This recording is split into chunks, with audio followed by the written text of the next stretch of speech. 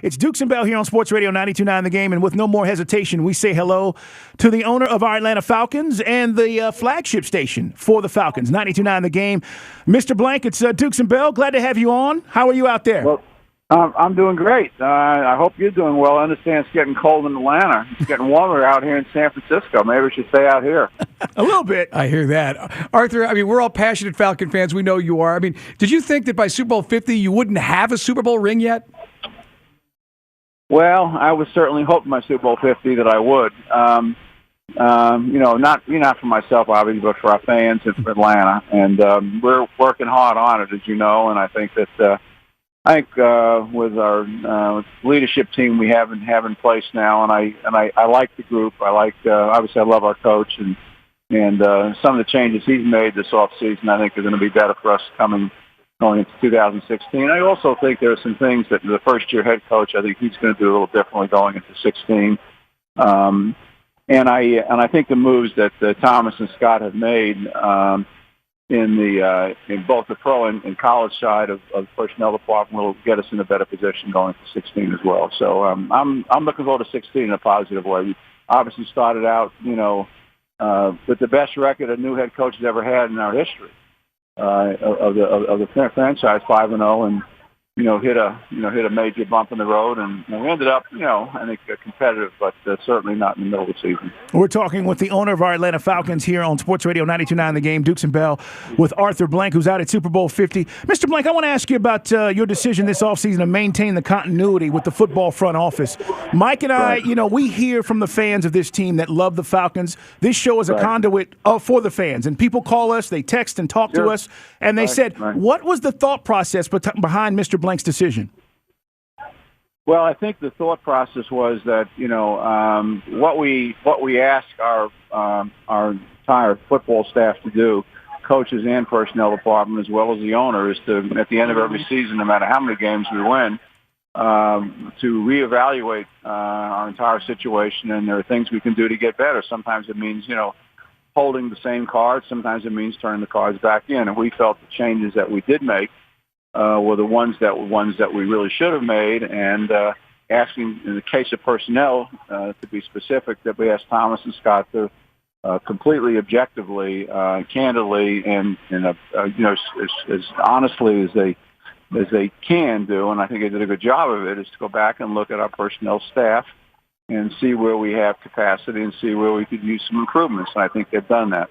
We have completely redone our pro side and have made a number of changes on the college side as well.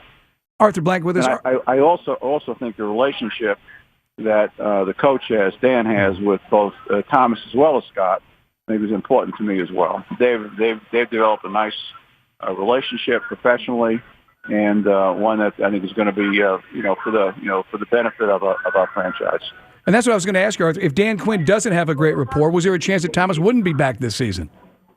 Well, it was not a decision that Dan was going to make. It was a decision that it was important to me to get his feeling about the relationship. Not that I didn't understand it already. I meet with them on a weekly basis, and I had a pretty good sense of their relationship to begin with.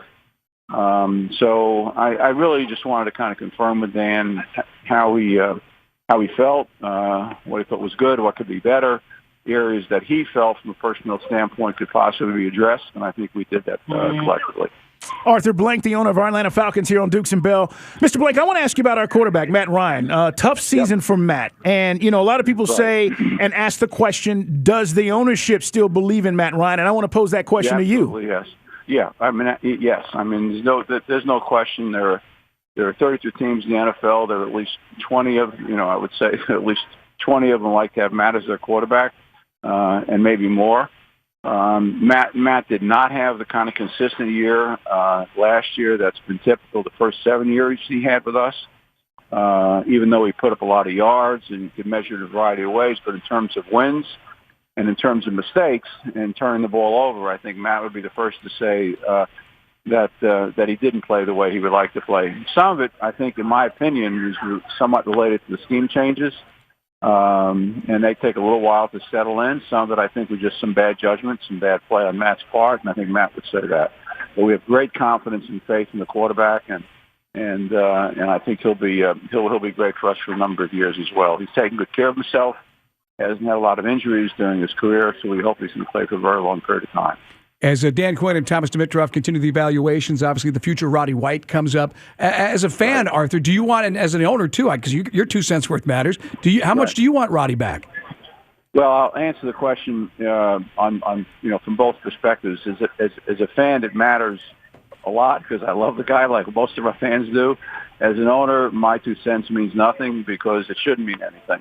I mean, that's why you hire the best people and you really get out of their way. And so that's a decision that the coaches will make and personnel will make.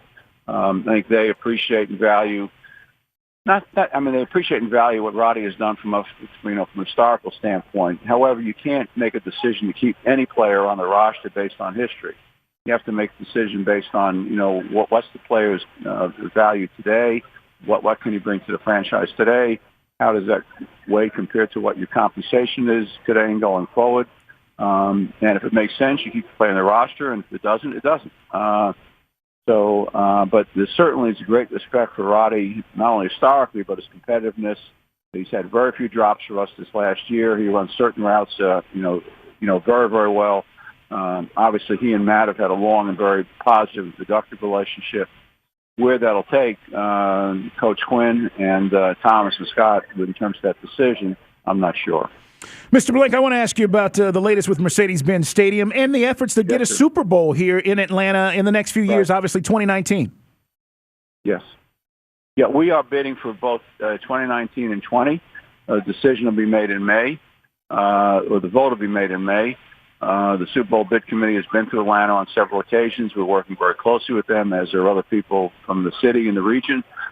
We think Atlanta, the stadium, will be the jewel, if you will, to make that vote very competitive. We hope for us. But I will say this, and I've said this publicly. I think a lot of it has to do with the location, which is superb. A lot of it has to do with everything else that's taking place in downtown Atlanta. There's over 10,000 rooms within a half-mile walking distance of the stadium. You've got all these wonderful amenities, from the largest aquarium in the world to the World of Coke to the International Civil and Human Rights Museum. I mean, there's just list goes on and on and on of great things to do in Atlanta. So I think that Super Bowl is not just the game itself. When you bring as many as 300,000 folks to a community to spend as much time as a week there, you want to have a lot of activities for them to do. And I think Atlanta offers that opportunity to potentially host the Super Bowl in the future. We think the stadium will be a superb location for it, but we think Atlanta will be an equally superb location for it as a city and community. And Arthur Blank with us here live from the Super Bowl. Obviously, the stadium is your legacy, Mercedes-Benz Stadium, also bringing soccer, Major League Soccer, to the city. And I know, obviously, it's frustrating for you. There's no way to get this thing back on schedule. I know we're going to probably start the soccer season in 17, not in Mercedes-Benz. Well, I would like to say, Mike, to you and all of our fans, the answer would be yes. But we've done everything that we can possibly do to compress the schedule as it is, which means spending a ton of money in doing it, which I'm happy to do. And that's totally on me, and I understand that. We think the June 1st date is probably the right date for us now in terms of being as transparent about it as we can. We will have all of our home games will be played in that stadium for soccer. It's not unusual. Of the last 15 expansion teams in Major League Soccer, 9 of the 15 have played at least half their games away in many cases. We don't think that'll be the case, but we'll see where that takes us. But we feel great about the stadium, great about our soccer franchise, great about our announced ticket pricing, which we did on Monday. So we're in a good place with soccer, and I think our fans will be excited about the product we put on the field and the environment that we're playing soccer in. Arthur, before we let you go, and we appreciate the time today out there at Super Bowl 50, you're good friends with Jerry Richardson. Are you rooting for his team in Super Bowl 50? Well, you're certainly rooting for a team that's, within your division. I mean, that's for sure. I mean, it represents well in division. Obviously, we're the only team to beat Carolina this year. And so I know the coach was asked, I believe yesterday, several times, well, can you tell us publicly, tell us what the secret is, the secret sauce is to that. I know Dan had some comments about that. But I'm certainly rooting for Jerry. On the other hand, I'm close to the ownership of Denver. You have to love the history of Peyton Manning, what he's meant not only as a player but as a human being to the league and to the community of players that have played before and playing now. So what I hope for mostly that it'll be a very competitive game. I think it'll be the best thing for the National Football League. Well, Arthur, we always appreciate catch-up. Don't be a stranger, big guy. We'd love to talk to you again. More frequently. Absolutely. Okay. Have fun. Call. Absolutely. Right, Thank you so much. You too. Thank you guys for your support. You do a great job. There he is. Thank you. You got it, Arthur. Thank There's you. the Bye-bye. owner of your Atlanta Falcons right here on the flagship of Falcon Football, 92.9 The Game.